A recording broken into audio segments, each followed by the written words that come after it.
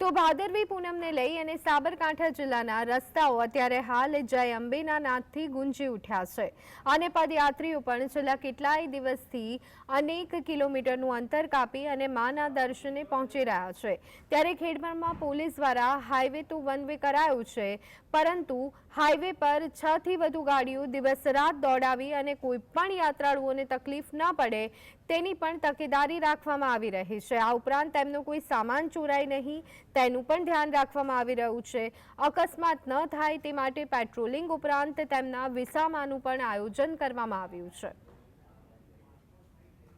supervision હેઠળ એક PI, 2 PSI તથા 250 થી 300 માણસો ભાદરવી પૂનમ નિમિત્તે પદયાત્રીઓની સુરક્ષા માટે ખડે પગે છે, જેમાં તમામ પ્રકારના માણસો માટે રસ્તો વન વે કરવામાં આવેલ છે, તમામ જગ્યાઓ પર બેરિકેડ લગાવવામાં આવેલ છે તથા યાત્રીઓની સામાનની સુરક્ષા માટે 6 એવા સ્પોટ ઉપર સીસીટીવી ફૂટેજ પણ લગાવવામાં